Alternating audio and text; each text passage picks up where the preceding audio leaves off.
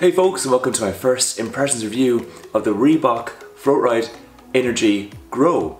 So as this is the first impressions review, I'm going to go over what this shoe is, give you a rundown of what's in the upper, what's in the outsole, and what's in the midsole, and then speak about how this shoe fared for me after putting in just 5 miles, and give you the pros and cons associated with that.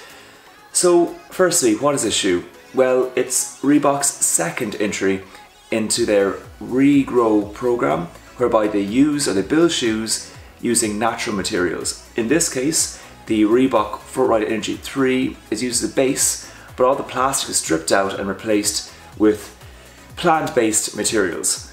So in terms of specifications, we have a 9mm drop here, we have 275 grams in a min size 9, and it's a neutral runner and is meant for everyday running. Okay, so let's speak about now what's in the upper, what's in the midsole, and what's in the outsole.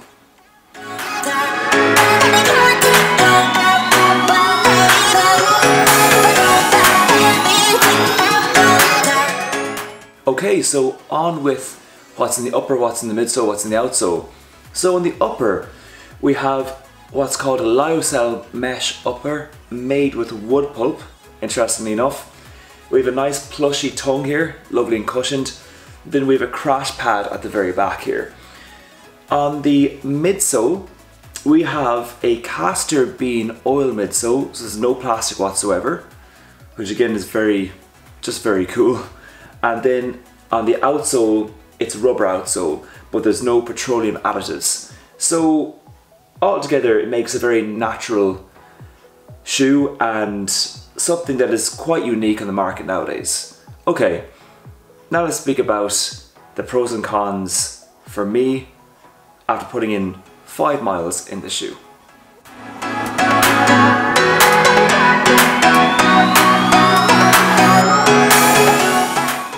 Okay, so the pros and cons after putting in 5 miles in this shoe. Well, for me, there's loads of pros. The first one would be the fact that it's eco-friendly, and I just think it's great that Reebok, is making these type of shoes and doing things that are good for the environment, and more shoe companies should do that. So look, it's eco-friendly, and for me, that's a great thing. The second thing for me would be how soft the ankle collar and the tongue is, it really makes it feel plushy and premium, which is great, and it's really good for those everyday runs or recovery runs. The third thing would be the price. For me, I got it for around €50, which is a complete bargain for this shoe. And I think it does retail around €70, but you can get it down usually if you go on the Reebok site, and they have discounts there. So hopefully if you want the shoe, you can get a discount on it. But even still at €70, it's still a good price in my opinion.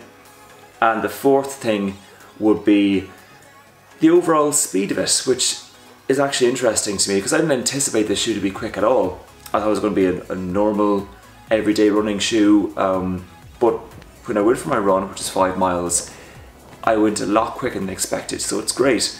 And I love it when these shoes like these surprise me. And yeah, that's it with the pros. In terms of the cons or con, for me is the fact that it's a bit too plushy. I don't know, is it a con really? But I feel that it'll be very warm in those warmer days. Now, unfortunately I can't confirm that because in Ireland, here it's still quite cold. But when it gets hotter, I can imagine that the shoe is very warm, which is always, in my opinion, a negative thing.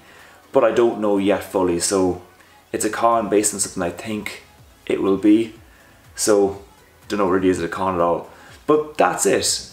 Overall, I think this is a fantastic shoe, well worth the price, and hopefully after my full review, it's still, hopefully I will still feel that it's a great shoe. So that's it for my first impressions review of the shoe. Thanks folks for tuning in, and I'll speak to you on the next review.